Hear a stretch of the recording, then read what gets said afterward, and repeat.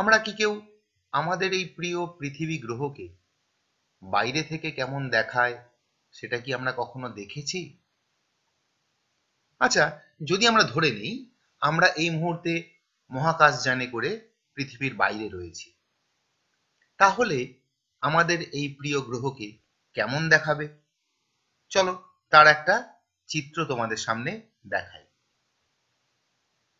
এই হচ্ছে আমাদের প্রিয় পৃথিবী গ্রহ, যেটা মহাকাশ থেকে নীল বর্ণের দেখায়।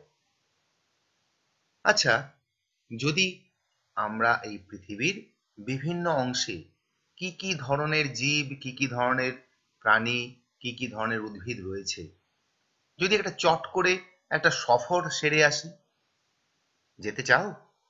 বেশ, তাহলে চলো একটা পৃথিবী ভ্রমণ করা যাক।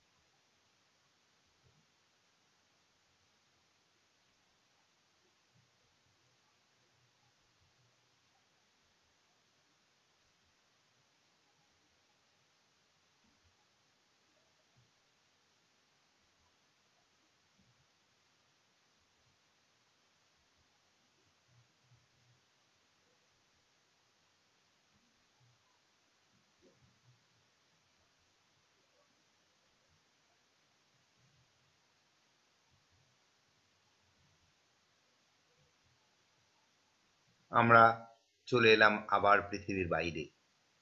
কেমন লাগলো পৃথিবী ভ্রমণ? মনে করো তো, কি কি উদ্ভিদ আর কি কি প্রাণী দেখলে? কোন কোন অঞ্চলে তোমরা দেখতে পেলে এদের? দেখলাম। চলো একটু ফিরে দেখি আমরা কি কি ধরনের জীবের বাসস্থান দেখেছি। একটু চিন্তা করি। আমরা দেখেছি একটা উপত্যকা, আমরা দেখেছি কোরাল রিফ, আমরা দেখেছি মরু অঞ্চল, আমরা দেখেছি ঘন বন জঙ্গল, আর দেখেছি তরাই, ধাপে ধাপে চাষ। সবই আমরা কিন্তু আমাদের এই ভ্রমণের পথে দেখতে পেয়েছি। এগুলি সবই হচ্ছে বাস্তুতান্ত্রিক স্তর ভিত্তিক জীব বৈচিত্র্য। চলো একটা বাস্তুতন্ত্রকে আমরা আরেকটু কাছ থেকে দেখি। এখানে আমরা এক ধরনের মাছ দেখতে পাচ্ছি। ওদিকটা কি আছে? ও বাবা, এখানে তো আরো অন্য এক ধরনের মাছ দেখতে পাচ্ছি। তাহলে আমরা ক রকমের মাছ দেখলাম? মনে করো আমরা এখানে কিন্তু দু রকমের মাছ দেখতে পেয়েছি।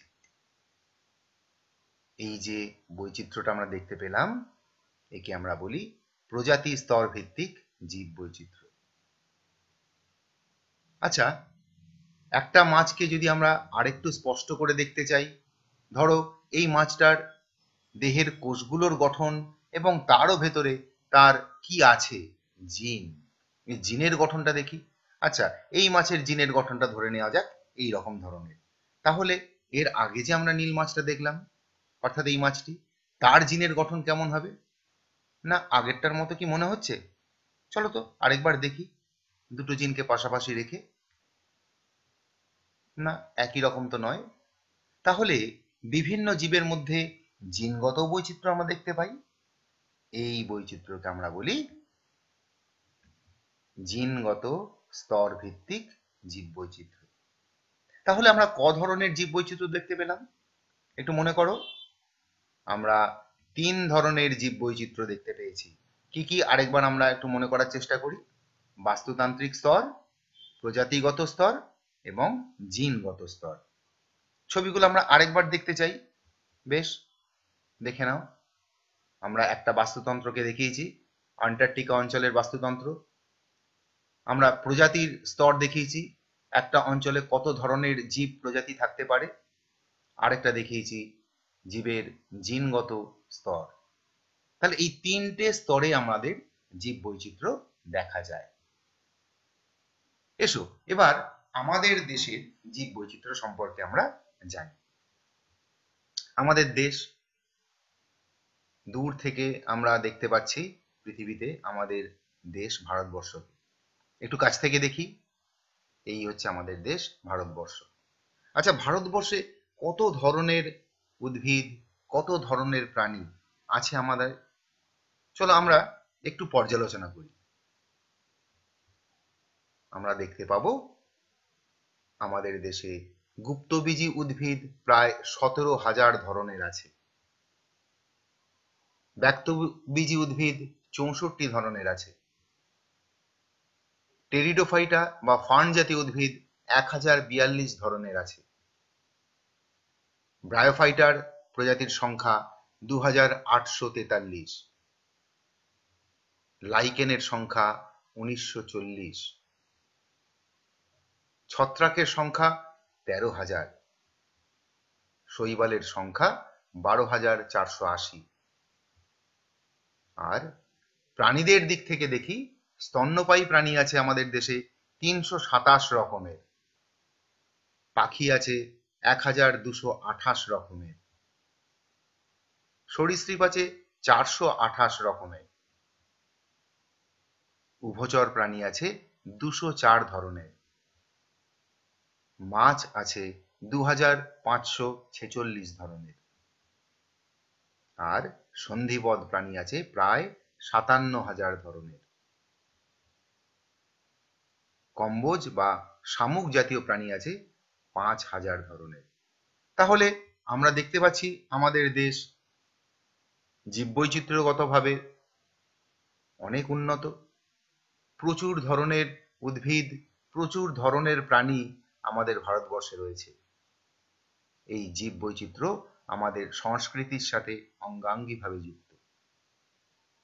আমরা এইবার জীববৈচিত্র্যের গুরুত্ব সম্পর্কে জানব। জীববৈচিত্র্য জানতে হবে কেন? কারণ জীববৈচিত্র্য হচ্ছে আমাদের খাদ্যের উৎস। আমরা যে ধরনের খাদ্যই ব্যবহার করি না কেন, সেটা কিন্তু আমাদের এই জীববৈচিত্র্যের মধ্যেই অবস্থান করে। আমরা বিভিন্ন ধরনের শস্য, বিভিন্ন ধরনের ফল, বিভিন্ন ধরনের সবজি এবং বিভিন্ন ধরনের প্রাণীজ প্রোটিন গ্রহণ করি, তাই তো? এগুলো সবই কিন্তু আমাদের উৎস হিসাবে হচ্ছে জীববৈচিত্র্য। তাহলে খাদ্যের উৎস হিসাবে জীববৈচিত্র্যের একটা গুরুত্ব রইল। এরপরে আমরা জানবো ঔষধের উৎস। এখানে আমরা 4টে বিভিন্ন ধরনের গাছ দেখিয়েছি, যেখান থেকে আমরা বিভিন্ন ধরনের উপকার বা অ্যালকালয়েড পাই, যা আমাদের বিভিন্ন রোগের ক্ষেত্রে উপশমে ব্যবহার করি। যেমন ঘৃতকুমারীকে দেখিয়েছি আমরা, সর্পগন্ধা গাছ দেখিয়েছি, আমরা দেখিয়েছি বাসক পাতা এবং আমরা দেখিয়েছি থানকুনি পাতা। এই সমস্ত ধরনের উদ্ভিদগুলো থেকে আমরা বিভিন্ন ধরনের উপকার বা অ্যালকালয়েড পাই, যেগুলোর একটা নির্দিষ্ট ভেষজ গুণ আছে। তাহলে আমরা দেখতে পেলাম ঔষধের উৎস হিসাবেও কিন্তু জীববৈচিত্র্যের একটা গুরুত্ব রয়েছে। এরপরে আমরা জানবো বাস্তুতান্ত্রিক ভারসাম্য রক্ষায়। এই যে আমাদের বিস্তৃত দেশ, সেই বিস্তৃত দেশে বিভিন্ন ধরনের বাস্তুতন্ত্র আছে। তো এই বাস্তুতন্ত্রে যদি সঠিকভাবে রক্ষণাবেক্ষণ না হয়, তাহলে আমাদের অস্তিত্ব বিপন্ন হবে। সুতরাং এই বিভিন্ন ধরনের বাস্তুতন্ত্র রক্ষার ক্ষেত্রে কিন্তু জীববৈচিত্র্যের একটা গুরুত্বপূর্ণ ভূমিকা আছে। সুতরাং বাস্তুতান্ত্রিক ভারসাম্য রক্ষায় জীববৈচিত্র্যের একটা গুরুত্ব রয়ে গেছে। এরপরে আমরা আসছি সেটি হচ্ছে অর্থনৈতিক ক্রিয়াকলাপ। আমরা যে বিভিন্নভাবে অর্থনৈতিকভাবে সুবিধা পাই, সেগুলো কিন্তু জীববৈচিত্র্যেরই দান। আমরা কাঠ ব্যবহার করি, আমরা মধু ব্যবহার করি, মোম ব্যবহার করি, আমরা শীতের পোশাকের জন্য উল বা পশম ব্যবহার করি, আমাদের ডেয়ারি শিল্পে আমাদের বিভিন্ন ধরনের খাদ্যবস্তু তৈরি হয়। এগুলো সবই কিন্তু জীববৈচিত্র্যেরই অংশ। সুতরাং খাদ্যের উৎস হিসাবে এবং অর্থনৈতিক ক্রিয়াকলাপে এই জীব বৈচিত্র্যের একটা গুরুত্বপূর্ণ ভূমিকা রয়েছে। এরপরে আমরা আলোচনা করছি জলবায়ু নিয়ন্ত্রণ।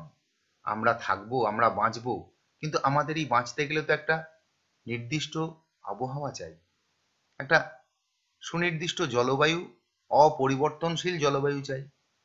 কিন্তু এই জলবায়ু নিয়ন্ত্রণের ক্ষেত্রে এই জীববৈচিত্র্যেরও কিন্তু একটা গুরুত্ব আছে। এই যে দাবানল, আগ্নেয়গিরির অগ্নুৎপাত, বন্যা, অরণ্য বিনাশ করছি, এর ফলে কিন্তু আমাদের জলবায়ুর পরিবর্তন হচ্ছে। সুতরাং জলবায়ুর নিয়ন্ত্রণের ক্ষেত্রেও কিন্তু জীববৈচিত্র্যের একটা গুরুত্ব রয়েছে। এরপরে আমরা আলোচনা করব আমাদের কৃষ্টি এবং সংস্কৃতিতে জীববৈচিত্র্যের ভূমিকা কি। দেখো, কৃষ্টি বা সংস্কৃতি এটা যে কোনো দেশের জনগোষ্ঠীর পরিচয়। তারা কার সাথে কিভাবে উপকার পায়, কিভাবে কার সাথে দৃঢ়ভাবে কাছাকাছিভাবে জড়িয়ে থাকে, তার কিন্তু আমরা একটা প্রকৃষ্ট উদাহরণ আমাদের সংস্কৃতির মধ্যেই খুঁজে পাই। এখানে দেখো, আমরা বিভিন্ন জনগোষ্ঠীর শিল্পকর্মের ছবি আমরা দেখতে পাচ্ছি। সব কিছুতেই কিন্তু দেখো প্রাণের ছোঁয়া রয়েছে। আমরা আধুনিক যুগে প্রবেশ করেছি ঠিকই, কিন্তু কখনো ভুলে যাইনি আমাদের আশেপাশে যে সমস্ত জীবজন্তু, যে সমস্ত উদ্ভিদ, যাদের মাধ্যমে কিন্তু আমরা সুস্থ সবলভাবে বেঁচে আছি, তাদের অবদানকে কিন্তু আমরা অস্বীকার করিনি। সুতরাং কৃষ্টি এবং সংস্কৃতির দিক থেকেও জীববৈচিত্র্যের একটা গুরুত্ব রয়ে গেছে। তাহলে এই জীববৈচিত্র্য কেন আজ সংকটের মুখে, সেটাই এবার আমাদের আলোচনার বিষয়। প্রথম, বাসস্থানের সংকট। আমাদের সভ্যতার অগ্রগতি হচ্ছে, জনসংখ্যা বৃদ্ধি পাচ্ছে, বাসস্থান প্রায় আরো বেশি বেশি করে আমাদের প্রয়োজন হয়ে পড়ছে। তার জন্য আমরা নির্বিচারে অরণ্য ধ্বংস করছি। এই বাসস্থানের সংকটের জন্য এই বাসস্থানে যে সমস্ত জীবজন্তু, যে সমস্ত উদ্ভিদগুলো ছিল, তারা তো তাদের বাড়িঘর, আশ্রয় হারালো, তাই না? তাহলে বাসস্থানের সংকট একটা গুরুত্বপূর্ণ বিষয়, যে কারণে কাঠবেড়ালিকেও চিন্তা করতে হচ্ছে আজকে আমি থাকবো কোথায়। এর পরের বিষয়টি হচ্ছে চোরা শিকার। হয়তো আনন্দের জন্যই পশু পাখি, নিরীহ পশু পাখিদের আমরা হত্যা করি, কিন্তু আমরা একবারও ভেবে দেখি না যে এই চিতাবাঘ, যেটি এর আগে প্রাণচঞ্চল ছিল, তার এই পরিবেশে, এই পৃথিবীতে তারও কিন্তু একটা নির্দিষ্ট গুরুত্ব আছে, ভূমিকা আছে। কিন্তু এইসব বিচার না করেই আমরা আমাদের নিছক আনন্দের জন্য এদের শিকার করি। এই শিকারের ফলে আস্তে আস্তে কিন্তু আমাদের জীববৈচিত্র্য আজ সংকটের মুখে দাঁড়িয়ে। এরপরে আমরা ভাবছি যেটা গুরুত্বপূর্ণ বিষয়, সেটি হচ্ছে দূষণ। রাস্তাঘাটে আজকে আমরা দেখতে পাচ্ছি দূষণ কিভাবে আমাদের জনজীবনকে ব্যতিব্যস্ত করে দিয়েছে, কিভাবে আমাদের সুস্থ বেঁচে থাকার মুখে প্রশ্নচিহ্ন ঠেলে দিয়েছে। এই দূষণের জন্য কিন্তু সমস্ত ধরনের উদ্ভিদ, প্রাণী প্রত্যেকেই কিন্তু ক্ষতিগ্রস্ত হচ্ছে। এরপরে এক বিষয়ে আমরা যেটা আলোচনা করছি সেটি হচ্ছে প্রাকৃতিক দুর্যোগ। এটি যদিও আমাদের হাতে নেই, তবুও এই প্রাকৃতিক দুর্যোগে কিন্তু আমাদের অস্তিত্বের একটা বড় প্রশ্ন থেকে যায়। এই দাবানলের মধ্যে চারপাশে যখন দাবানলের আগুন দাউ দাউ করে জ্বলছে, এর ভেতরে যে সমস্ত গাছপালা রয়েছে তারা তো পুড়ে ছাই হয়ে গেলই, এবং এখানে যে সমস্ত জীবজন্তু ছিল তারাও কিন্তু আর বেঁচে থাকলো না। তার ফলে এই অঞ্চলের জীববৈচিত্র্য আস্তে আস্তে নষ্ট হয়ে গেল। সুতরাং প্রাকৃতিক দুর্যোগে আজকে প্রতিটি জীবেরই একটা অস্তিত্বের সংকট দেখা দিতেই পারে। এর পরের বিষয় যেটি আমরা আলোচনা করব, বহিরাগত প্রজাতির অনুপ্রবেশ। সুখে শান্তিতে হরিণের একটা পরিবার বসবাস করছিল, একটা চিতাবাঘ এসে তাদের একজনকে হত্যা করল। তাহলে বহিরাগত প্রজাতির অনুপ্রবেশে হরিণরা মারা যেতে আরম্ভ করলো। ঠিক আমাদের ক্ষেত্রেও আমরা এরকম বিভিন্ন ঘটনা দেখতে পাই। আমাদের চারপাশে আজকে এই যে পার্থেনিয়াম গাছ দেখতে পাই, এটা কিন্তু আমাদের ভারতীয় দেশে আমাদের আবহাওয়ায় এটি কোনোদিনই ছিল না। বিদেশ থেকে এটি আমাদের দেশে কোনোভাবে চলে এসেছে। তার ফলে আজকে পার্থেনিয়ামের চারপাশে দেখো কি বাড়বাড়ন্ত। তাতে কি হচ্ছে, আমাদের দেশীয় গাছ যেগুলো সেগুলো মারাত্মকভাবে ক্ষতিগ্রস্ত হচ্ছে। তারা আর বাঁচার জন্য উপযুক্ত পরিপোষক পাচ্ছে না, বেড়ে ওঠার জন্য মাটি পাচ্ছে না। তার ফলে আমাদের দেশীয় অনেক উদ্ভিদ আজ হারিয়ে যাচ্ছে পার্থেনিয়ামের উপদ্রবে। এইভাবে বহিরাগত প্রজাতি কিন্তু একটা জীবগোষ্ঠীর ক্ষেত্রে, তার অস্তিত্বের ক্ষেত্রে একটা বড় প্রশ্নচিহ্ন। এর পরের বিষয় আমরা বলবো সেটি হচ্ছে বিশ্ব উষ্ণায়নের প্রভাব। এই যে পৃথিবীতে তাপমাত্রা বেড়ে যাচ্ছে বলে আমরা প্রতিনিয়ত আলোচনা করি, কিন্তু কতটা সময় আমরা ব্যয় করি এই বিশ্ব উষ্ণায়ন কমাবো কিভাবে? দেখো, এই বিশ্ব উষ্ণায়নের ফলে মেরু অঞ্চলের বরফগুলো যদি গলে যায়, তাহলে এই মেরু ভাল্লুকগুলো থাকবে কোথায়?